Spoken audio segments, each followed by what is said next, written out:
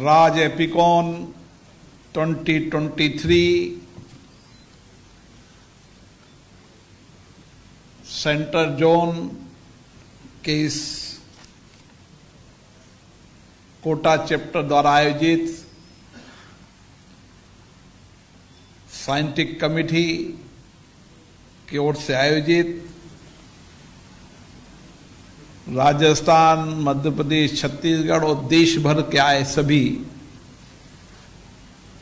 Physician डॉक्टरों का मैं कोटा की धरती पर हार्दिक स्वागत करता हूं, अभिनंदन करता हूं।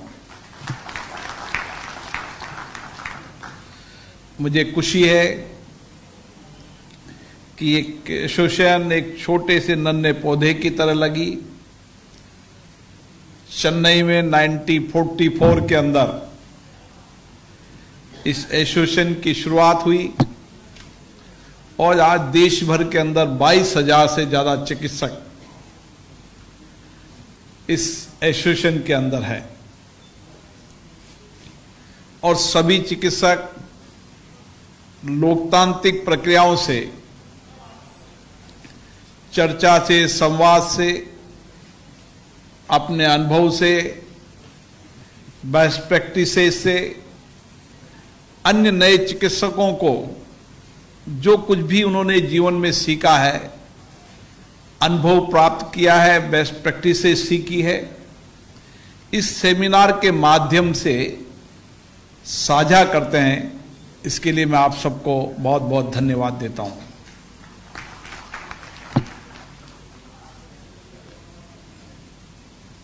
कोटा की पहचान डॉक्टर जी अनंत कुमार जी ने बताई। आज कोटा के अंदर निकले वाले कई विद्यार्थी जो यहां मेडिकल की तैयारी करने आते हैं, देश के अलग अलग राज्यों में और कई राज्यों के देश के बाहर भी अपनी चिकित्सा जैसी महत्वपूर्ण सेवाओं देने का काम कर रहे हैं। मुझे खुशी है इस एसोसिएशन के अध्यक्ष डॉक्टर पारिक साहब रहे, अभी एसोसिएशन के अध्यक्ष माथुर साहब हैं और ये भी खुशी है कि ऑल इंडिया एसोसिएशन के 9 से ज्यादा नेशनल प्रेसिडेंट यहां पर आए हैं। मैं उनको भी शुभकामनाएं देता हूं, बधाई देता हूं। उनके एसोसिएशन के अंदर उनके प्रयासों से, उनके समर्पण से इस एसोसिएशन ने लगातार अपनी प्रतिष्ठा को ऊपर पहुंचाया है और प्रतिष्ठा के साथ साथ चिकित्सक के मन और विचार के अंदर मानवीय सेवा का दृष्टिकोण रखकर हम किस तरीके से इस देश को स्वस्थ और समृद्ध बना सकते हैं, इसके लिए उनके प्रयासों की मैं बहुत बहुत साधुवाद देता हूं, बधाई देता हूं। हम सब जानते हैं कि किसी देश की समृद्धि खुशहाली जब होती है जब वहां का समाज स्वस्थ रहे, और स्वस्थ समाज समृद्धि का, वहां के विकास का, वहां की नई अपेक्षाओं को पूरा करने में एक नया आत्मविश्वास पैदा करता है। और मुझे खुशी है कि आज भारत के चिकित्सक केवल भारत में नहीं, विश्व के अलग अलग देशों के अंदर अपने चिकित्सा अनुभवों का, अपने ज्ञान का और बेस्ट डॉक्टर के रूप में भारत का गौरव और सम्मान विदेशों के अंदर भी बढ़ा रहे हैं। मुझे खुशी है कि हम सब ने भारत जैसे इतने बड़े देश के अंदर, जहां की आबादी 140 करोड़ है, जहां आज भी दूर दराज गांवों के अंदर चिकित्सा का इतना बड़ा इंफ्रास्ट्रक्चर नहीं है, जांचों का इंफ्रास्ट्रक्चर नहीं है, टेक्नोलॉजी कुछ पहुंची है, लेकिन उसके बाद भी कई सारी कठिनाइयां हैं। और उन सारी कठिनाइयों के बाद भी जब कोरोना के विश्वव्यापी कोरोना हुआ तो हमसे ज्यादा विकसित, ज्यादा इंफ्रास्ट्रक्चर वाले देशों की स्थिति भी चरमरा गई थी। लेकिन इस देश के चिकित्सक के साथ काम करने वाले सहायक लोगों ने जिस समर्पण सेवा के साथ काम किया, जिस निष्ठा के साथ काम किया, जो हमारे मूल स्वभाव है, हमारे उस स्वभाव के संस्कारों से काम किया, तो भारत की प्रतिष्ठा दुनिया के अंदर ऊंची करने का काम हमारे डॉक्टर्स ने किया। मुझे याद है कई डॉक्टर्स यहां बैठे हैं, कोरोना जैसी विकट परिस्थितियों के अंदर भी उन्होंने अपनी जान जोखिम में डालकर लाखों लोगों को बचाने का काम किया। और उसमें विशेष रूप से फिजिशियन डॉक्टर की बहुत बड़ी भूमिका रही, क्योंकि किसी भी बीमारी का मूल स्वभाव या बीमारी को पकड़ने का काम अगर कोई करता है तो फिजिशियन करता है। जैसे खेल के अंदर खिलाड़ी, अगर सर्वश्रेष्ठ खिलाड़ी वो बनेगा जो रनअप करेगा, दौड़ेगा, वही सर्वश्रेष्ठ खिलाड़ी कहलाएगा।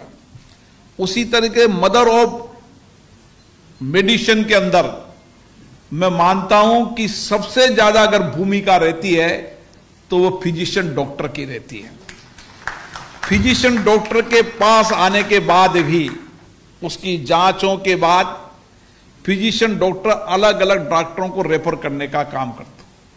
इसलिए आपकी भूमिका, चाहे कोरोना हो, चाहे कोई सी बीमारी हो, उस बीमारी में सबसे बड़ी भूमिका आपकी है। और इसीलिए उस भूमिका को और बेहतर करने के लिए, अपनी कैपेसिटी बिल्डिंग को बढ़ाने के लिए आप लगातार इन सेमिनारों के माध्यम से अपने अनुभवों को भी साझा करते हैं और दूर दराज के गांव के अंदर रहने वाले चिकित्सक, कंपाउंडर, नर्सिंग स्टाफ और लोगों को भी इस सेमिनारों के माध्यम से आप ट्रेनिंग, प्रशिक्षण देने का काम करते हैं, ताकि उन डॉक्टर्स को भी एक फिजिशियन की सामान्य जानकारी हो और सारी बीमारी की पकड़ को पकड़ सकें।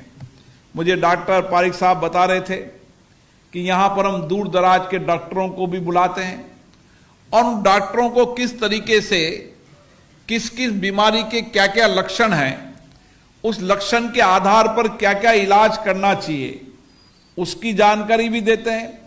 जहां आवश्यकता हो उचित डॉक्टर को रेफर करने का काम भी करते हैं और जहां आवश्यकता हो नई टेक्नोलॉजी के माध्यम से टेलीमेडिसिन की सुविधाओं के आधार पर उस गांव में बैठकर इलाज करने का काम भी करते हैं। मुझे खुशी है कि भारत में चिकित्सा इंफ्रास्ट्रक्चर में लगातार बढ़ोतरी हो रही है। आज नए मेडिकल कॉलेज बन रहे हैं, एमबीएस की सीटें भी बढ़ी है, पीजी की सीटें भी बढ़ी है, लेकिन आज भी भारत की जनसंख्या के अनुपात के अनुसार हमें और चिकित्सा विस्तार करने की आवश्यकता है। हमें आज भी दूर दराज के गांव के अंदर चिकित्सक इंफ्रास्ट्रक्चर, जांच की सारी सुविधाओं को एक नए सिरे से अध्ययन कर हम किस तरीके से दूर दराज के गांव के लोगों को भी स्वस्थ कर सकें, ये बहुत बड़ी जिम्मेदारी है। सरकार इसके लिए सामूहिक प्रयास कर रही है। मुझे लगता है कि बहुत जल्दी इसके बेहतरीन परिणाम आएंगे, क्योंकि हमने G20 के अंदर जिस तरीके से विकसित और विकासशील देशों के अंदर एक नया विचार दिया, वसुदेव कुटुंबकम का, एक पृथ्वी, एक परिवार, एक भविष्य, इसी तरीके से हमने कहा कि हेल्थ ऑफ ऑल, जो स्वस्थ रखना है, उसके लिए सभी देशों को सामूहिक काम करने की आवश्यकता है। और उसके लिए हमारी जीवन शैली, हमारी होने वाली बीमारियों के रिसर्च और रिसर्च के कारण जो जो बीमारियां होने के जो भी कारण हैं, उन कारणों को ढूंढकर उनको रोकथाम करने के लिए सामूहिक प्रयास करने की आवश्यकता है। हम क्योंकि भारतीय संस्कृति के मानने वाले लोग हैं, हम हमेशा चाहे पानी हो, चाहे मिट्टी हो, चाहे पर्यावरण हो, हर व्यक्ति की, हर प्रकृति की रक्षा करना हमारे संस्कारों में है। और इसीलिए जब दुनिया पर्यावरण जलवायु की परिवर्तन की बात कर रही है तो हम उदाहरण देते हैं कि हमारे यहाँ जल की, मिट्टी की, पेड़ की पूजा करना हमारे रीति रिवाज संस्कारों में। और इसीलिए हमने चिकित्सक की सारी पद्धतियों को अपनाते हुए एक बेहतर चिकित्सा पद्धतियों को लाने का काम किया। और मुझे खुशी है, चाहे दुनिया की कोई सी बीमारी हो, उस बीमारी का विकसित देश के अंदर बहुत रिसर्च के संसाधन है, हमारे यहाँ रिसर्च के संसाधनों का अभाव है। धीरे धीरे सरकार ने इस विषय पर ध्यान दिया है कि बीमारी के बाद भी और बीमारी के पहले हमें क्या क्या कारण है बीमारी होने के, उसके लिए रिसर्च का भी बजट बढ़ाया है। और बीमारी के बाद होने वाले बीमारियों के कारण उनके रिसर्च का बजट भी बढ़ाया है। आने वाले समय के अंदर देश के मेडिकल कॉलेजों में, विश्वविद्यालयों में, IITN में, सभी क्षेत्रों के अंदर रिसर्च के नए संसाधन डेवलप होंगे ताकि आने वाले समय में दुनिया के अंदर भारत एक रिसर्च का बड़ा सेंटर बन सके। मुझे खुशी है, मैं जब US गया था तो वहां की एक यूनिवर्सिटी में गया था, तो वहां जितनी भी बड़े रिसर्च करने वाले लोग थे वो फार्मा कंपनियों के साथ जुड़े हुए थे और फार्मा उनको एसोसिएट करती थी। मैंने दिल्ली में सरकार को आग्रह किया है, आज फार्मा सेक्टर के अंदर भारत की दवाइयां दुनिया के अंदर चलती है। विशेष रूप से अफ्रीकन देश के अंदर तो फार्मा सेक्टर का एक्सपोर्ट आज की तारीख में सबसे ज्यादा है। हमें भी इस दिशा की ओर करना चाहिए कि जितनी भी फार्मा कंपनियां हैं और हमारे रिसर्च सेंटर हैं, उनका आपस में एक आपस में संबंध बनाकर और होने वाली बीमारियों के कारणों पर रिसर्च करने का काम हमारे कॉलेज, मेडिकल कॉलेज बने। मुझे आशा है आप उसमें विशेष रूप से योगदान देंगे। आपका एक बहुत बड़ा लंबा अनुभव है।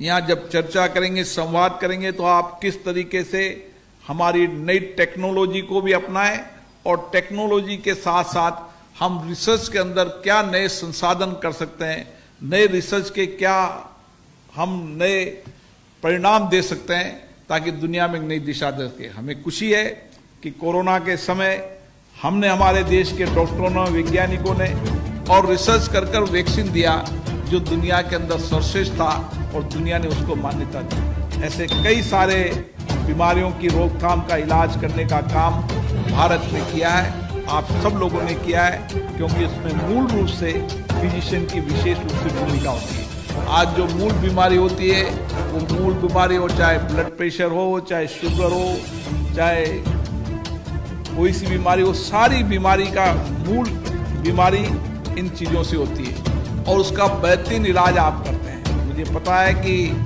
आपने शुगर के मामले के अंदर कई रिसर्च किए हैं, कई नए पेपर्स निकले हैं जो दुनिया के अंदर अच्छी अच्छी यूनिवर्सिटी जो ने माना है, देश के उन लोगों ने माना है। आने वाले समय के अंदर हमारी सेमिनार के अंदर हमें इस बातों पर विचार करना चाहिए कि हम किस तरीके से हमारी रिसर्च एक्टिविटीज को बढ़ाएं। हमारे जो डॉक्टर्स हैं वो डॉक्टर के साथ, फिजिशियन डॉक्टर के साथ रिसर्च की एक्टिविटीज को कैसे जोड़ें, वैज्ञानिकों के साथ लें और आने वाले समय के अंदर भारत हर बीमारी का रिसर्च निकाले, इलाज निकाले। इस दिशा के हमें काम करने की आवश्यकता है। मैं पुनः देश भर से आए सभी फिजिशियन चिकित्सकों का कोटा की धरती पर स्वागत करता हूँ, अभिनंदन करता हूँ और मुझे आशा है यहाँ जो संवाद होगी, चर्चा होगी, जो आप अनुभव और बेस्ट प्रैक्टिसेज को साझा करेंगे वो मानव कल्याण के लिए होंगे और एक हम स्वस्थ समाज बनाने के संकल्प को पूरा कर पाएंगे। आप सबको बहुत बहुत धन्यवाद।